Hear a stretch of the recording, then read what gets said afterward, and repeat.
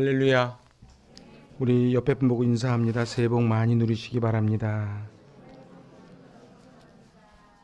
하늘에서 내려오는 복을 누리시기 바랍니다. 아멘. 꿈과 비전을 갖는 그러한 한 해가 되실 수 있기를 바랍니다. 사람이 미래를 보지 않고 자꾸 과거를 얘기하기 시작하면 나이가 먹었다 그럽니다. 그래서 주로 나이 드신 분들의 공통점이 주로 과거 얘기를 많이 합니다. 그래서 장래일보다는 과거의 추억에 집념하게 되지요. 그런데 과거를 바라보는 자는 앞으로 나아가지 못합니다. 기독교가 들어가 있는 나라, 지구본을 한번 돌려보십시오. 그러면 기독교가 들어간 나라는 다 미래지향적입니다. 오늘 성경은 우리에게 늘 명령을 합니다. 그 2023년 한 해 복 많이 누리시기 바랍니다. 꿈과 비전을 품고 이루는 한 해 되시기를 축복합니다. 오늘 성경 말씀합니다. 같이 받들어 봉독합니다. 이전 것은 지나갔으니 보라 새 것이 되었도다. 다시 한번 해볼까요? 이전 것은 지나갔으니 보라 새 것이 되었도다. 사단 마귀의 주특기가 참소하는 겁니다. 고발하는 겁니다. 내가 너의 과거를 알고 있다. 그래서 과거를 자꾸 붙잡지요. 근데 우리 하나님은 이전 것은 이제 지나갔다는 거예요. 그래서 어떻게 해요? 이제 새 것이 되었다. 오늘 우리는 선택을 해야만 합니다.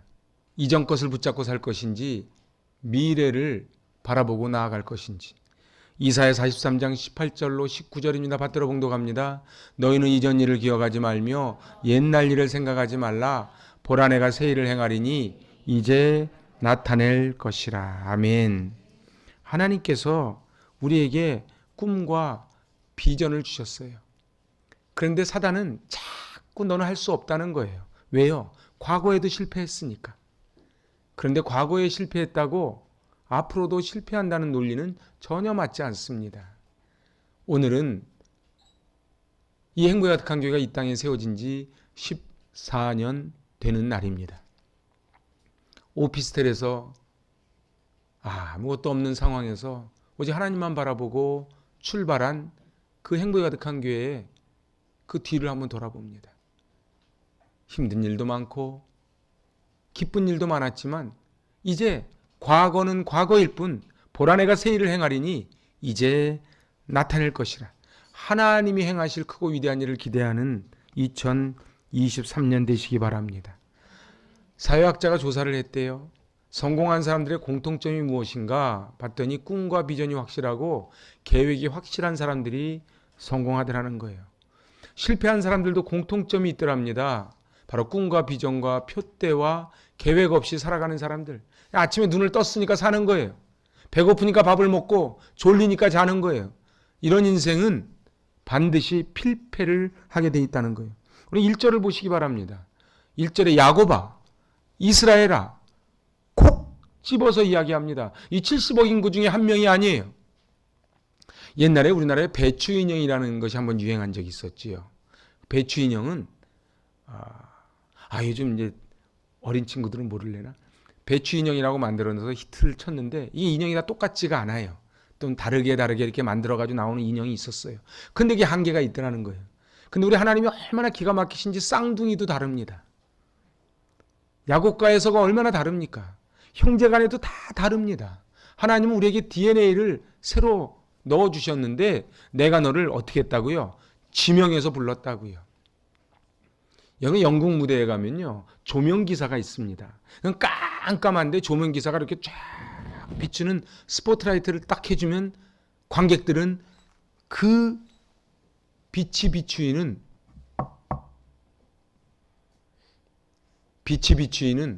그 배우만 바라보게 되어 있는 거예요.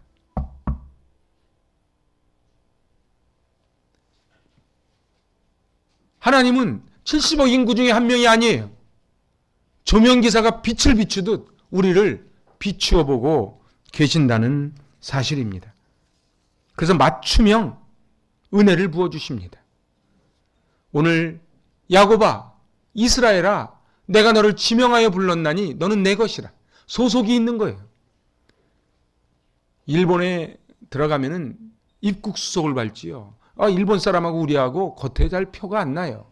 그런데 빨간색 그 일본 여권을 가지고 있는 사람은 오른쪽, 그리고 한국 여권 갖고 있는 사람은 왼쪽이에요. 그 여권에 보면은 외교부 장관이 대한민국 사람임을 인정한다고 하는, 그래서 누구든지 이 사람을 보호해달라고 하는 도장이 찍혀 있습니다. 우리는 이 땅에 두 발을 디디고 살지만 저 천국 시민권이기에 하나님이 도장을 찍고 우리를 보호해 주실 줄로 믿습니다. 세계에서 가장 많이 검색된 성경 구절 한 구절을 랭킹 1위를 찾았습니다. 그게 뭔 줄 아시겠습니까? 전 세계의 크리스찬들이 찾아본 성경 구절 중에 가장 많이 찾아본 성경 구절입니다. 그것은 바로 두려워하지 말라예요. 두려워하지 말라, 내가 너와 함께함이니라. 놀라지 말라, 나는 너의 하나님이 됨이니라. 내가 너를 굳세게 하리라. 나의 의로운 오른손으로 붙잡아 주리라. 그 두려워하지 말라는 말씀이 가장 많이 검색됐다는 거예요. 무슨 얘기예요? 사람이 가장 많이 느끼는 감정이 두려움의 감정이라는 거예요. 저도 뭐 잘 모르지만 어떤 분이 정말 조사했더니 고층 빌딩에서 떨어질 때 이미 떨어지기 전에 죽는다는 거예요. 왜요? 두려움 때문에. 어떤 분이 냉동 창고에 갇혔는데 자기 얼어 죽겠구나 해서 정말로 죽었대요. 보니까 전기가 나갔더랍니다. 그러니까 사실은 안 죽을 건데 나는 이미 냉동 창고에 있으니까 죽을 거라는 생각을 하니까 죽는 거예요. 세상은 우리에게 말합니다. 너는 안 된다. 네 나이에 뭐를 하냐. 네 스펙 가지고 뭐를 하냐. 그런데 하나님은 그렇게 말씀하지 않으세요. 내가 너를 지명하여 불렀나니 너는 내 것이라. 그게 무슨 말씀입니까? 너는 내 것이니 내가 지키겠다. 내가 챙기겠다. 내가 보호하겠다. 내가 인도하겠다는 그런 말씀이에요. 사랑하는 여러분, 만일 대통령이 이 자리에 와서 제가 이 교회 하나 세워드리겠습니다. 그럼 우리가 얼마나 또 감동하겠습니까? 그런데 5년 있다 그만두는 대통령이 아닌 천지를 지으신 하나님이 내가 책임지겠다는 거예요. 내가 보호하겠다는 거예요. 내가 인도하겠다는 거예요. 그래서 앞에 홍해바다, 뒤에 애굽 철병거가 나타났을 때 하나님 말씀하십니다. 너는 가만히 있어 여호와의 구원을 보라. 사실은요, 저도 인생 살아가면서 깨달은 게 하나 있어요. 정말 힘들 때는 가만히 있는 거예요. 가만히 있는 거예요. 우리 핸드폰 가끔 고장나고 기계가 고장나지요. 제일 좋은 방법은 끄는 겁니다. 껐다가 다시 켜는 거예요. 오늘 22년 이제 끝났으니 지난 한 해를 쳐다보면서 그때 그럴 걸, 왜 나만, 이런 억울함이 다 꺼지고 이제 새롭게 전원 스위치를 넣어서 23년을 출발할 수 있기를 바랍니다. 오늘 2절을 세 번역으로 봤습니다. 받들어 봉독합니다. 내가 물 가운데로 건너갈 때에 내가 너와 함께하고 내가 강을 건널 때에도 물이 너를 침몰시키지 못할 것이다. 내가 불 속을 걸어가도 그을리지 않을 것이며 불꽃이 너를 태우지 못할 것이다. 아멘. 참으로 우리가 얼마나 어려운 시간들을 지내왔습니까? 근데 하나님이 뭐라고 말씀하세요? 물 가운데로 지날 때에 그 물이 너를 침몰시키지 못할 거래요. 배 안에 있으면 안전하지요. 그 밖에 있는 물이 안으로 들어오지 못한다는 거예요. 제가 네덜란드라는 나라를 이렇게 보니까 네덜란드가 우리보다 작은 나라거든요. 근데 그게 바다보다 약 2m 밑에 나라가 있는 거예요. 우리 어렸을 때 교과서에 나왔죠. 뭐 뚝이 터졌는데 뭐 손으로 맞고 그 동상이 거기 있더라고요. 그런데 말입니다. 해수면보다 2m 낮아 저 뚝방이 터지면 죽을 수밖에 없는, 그래서 풍차를 통해서 계속 물을 퍼내는 저 네덜란드. 사회적인 여건으로는 너무도 열악하지만 그들은 그 물이 침몰하지 못할 것이라는 말씀을 붙잡는 거예요. 사드락, 메삭, 아벳느고가 풀무불 속에 들어갔을 때에 불꽃이 너를 사르지도 못할 것이라는 말씀을 붙잡고 나아갑니다. 믿음이 뭡니까? 바라는 것들의 실상이고 보지 못하는 것들의 증거예요. 제가 아무리 여기서 선포를 해도 그거는 성경책에 있는 말씀이지, 그런 분은 그냥 그렇게 사는 거예요. 그런데 오늘 하나님이 책임져 주겠다 하셨으니 저를 책임져 주실 줄로 믿습니다. 그리고 나가면은 물이 범람하고 불꽃이 올라와도 그 물이 우리를 침몰시키지 못하고 불꽃이 우리를 태우지 못할 것이다. 그렇게 성경은 말씀합니다. 사랑하는 성도 여러분, 2023년 한 해 하나님이 우리를 지명하여 부르신 그 한 사람 한 사람을 지키시고 보호하시고 인도하여 주실 줄로 믿습니다.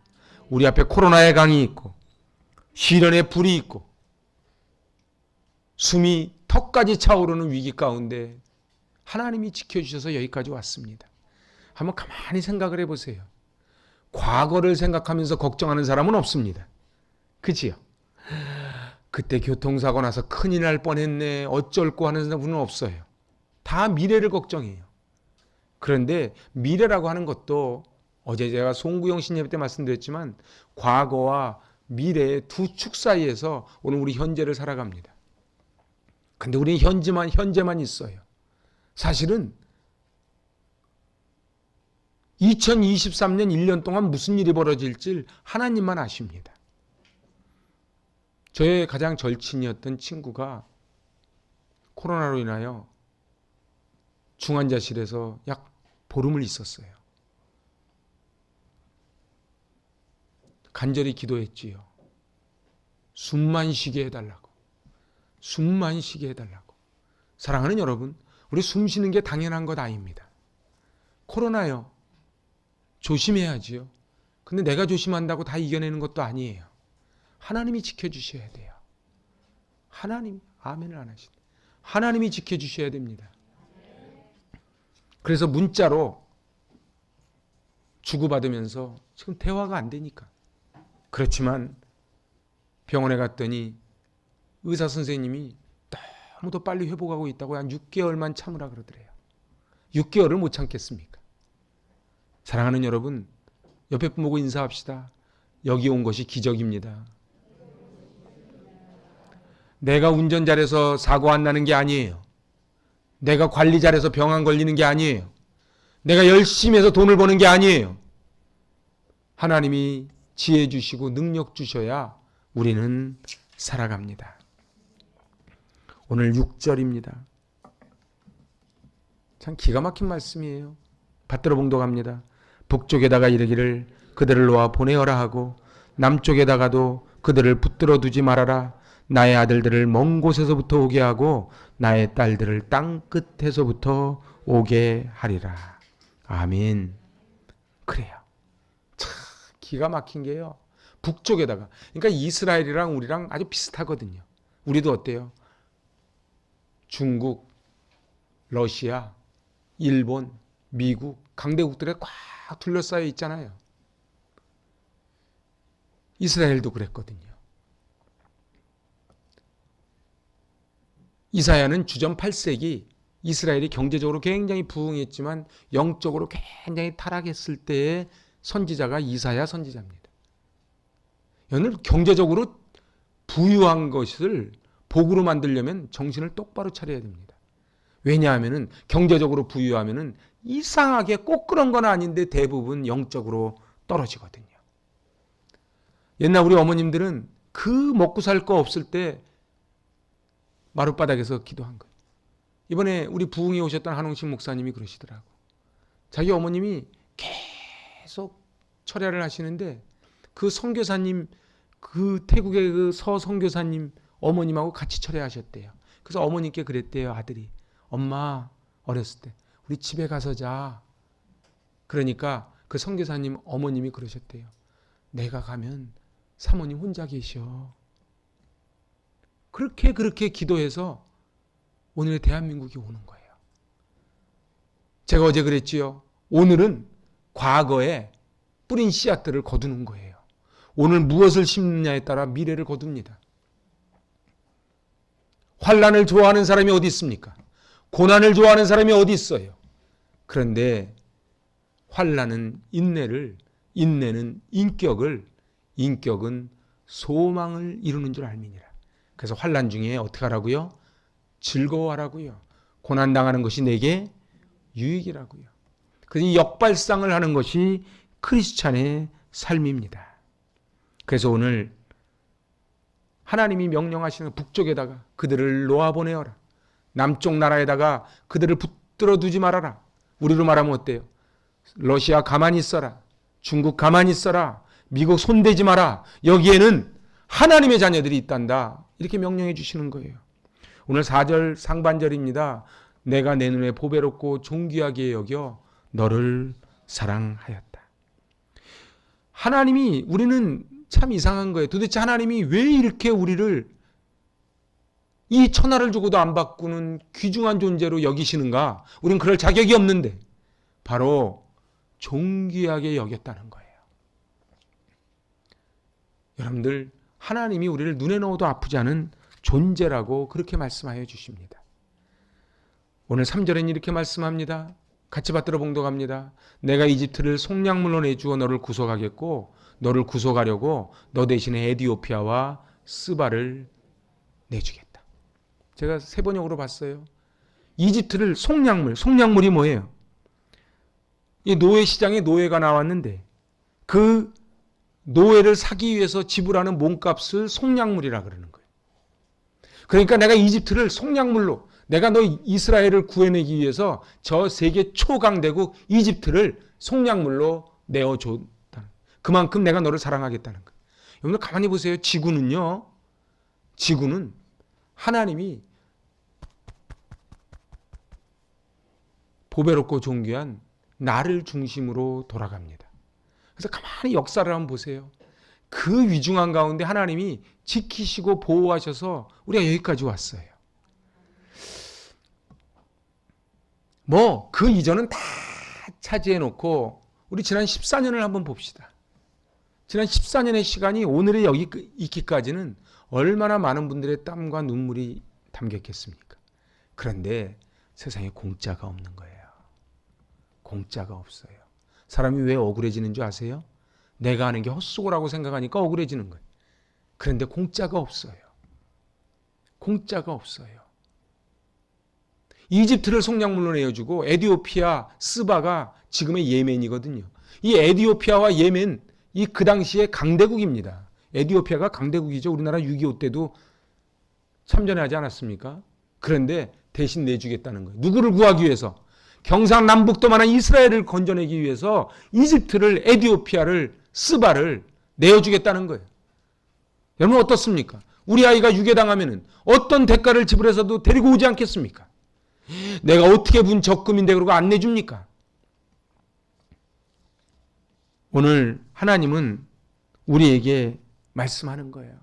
이 속량물, 바로 노예로 삼기 위해 지불하는 몸값, 내가 너를 몸값을 지불하고 너를 구해냈다는 거예요. 그래서 보네포 목사님 말씀처럼 값싼 은혜를 만들면 안 돼요. 값싼 은혜가 뭡니까? 에디오피아와 이집트와 예멘을 바꾸면서 건져주셨는데 그거를 헌시작처럼 내버리면 얼마나 그게 싸구려겠습니까? 제가 좋아하는 말씀입니다. 로마서 5장 8절 시작. 우리가 아직 죄인 되었을 때 그리스도께서 우리를 위하여 죽으셨습니다. 이리하여 하나님께서는 우리들에 대한 자기의 사랑을 실증하셨습니다. 따라해 보실래요? 사랑은 희생입니다. 희생하지 않고 하는 사랑은 없습니다. 여러분 가만히 보세요. 요즘은 다 급식을 하지요. 옛날 다 어머니들 도시락 쌌지 않습니까? 새벽기도 갔다 오셔가지고 도시락 다 9개, 10개 싸가지고 해준 거예요. 그것만 그렇습니까? 저도 사회생활 할 때 2달에 하루 쉬었거든요. 다 그렇게 하면서, 그렇게 일하면서, 그땐 다 그랬어요. 그렇게 일하면서 가정을 일구고, 그리고 교회를 일구고, 이 나라를 일궜지요. 지금의 문제가 뭡니까? 이 단절이에요. 부모님들은 아무리 고생을 했던 말든 우리 아이들은 지금 부족한 게 없어요. 부족한 게 없어요. 우리 아이들에게 뭘 가르쳐야 돼요? 고난이 뭔지를 가르쳐 줘야 돼요. 여러분들 우리 아이 이제 분당에 있어 보니까 그러더라고. 너는 공부만 해라. 그러고서 외제차 타고서는 학원 앞에 차를 탁탁 갖다 대요. 그게 잘하는 게 아니에요. 그러니까 아이들이 청소도 하나 할 줄 모르는 거예요. 저는 우리 교회 아이들이 얼마나 이쁜지 몰라요. 자기가 흘린 거 자기가 치우게 해줘야 돼요. 그리고 교회 와서 무조건 받는 게 아니에요. 교회에 뭔가는 하나를 의자라도 맞추고 그리고 종이라도 줍고 그렇게 키워야지 우리 아이들이 이 땅을 짊어져 나가는 거목으로 세워져 갑니다. 제가 오늘 이 말씀 같이 봉독하며 말씀을 마칩니다. 너는 두려워하지 말라. 내가 너를 구속하였고 내가 너를 지명하여 불렀나니 너는 내 것이라. 아멘. 하나님 아버지, 이집트를, 에디오피아를, 예멘을 속량물로 내어주며 우리를 건져주신 하나님 아버지, 하나님이 우리를 구원하시기 위하여 독생자 예수 그리스도를 십자가에서 죽게 하셨는데 이 땅의 왕에게 하늘의 왕이 맞아 죽은 사건이 십자가일진데 하나님 그 십자가를 헛되지 말게 하여 주시고 23년 하나님 앞에 받은 복을 세어보며 시간을 허락하신 하나님 앞에 충성하는 저희들 되게 하여 주시옵소서. 예수님의 이름으로 축복하며 기도하옵나이다. 아멘. 봉헌합니다.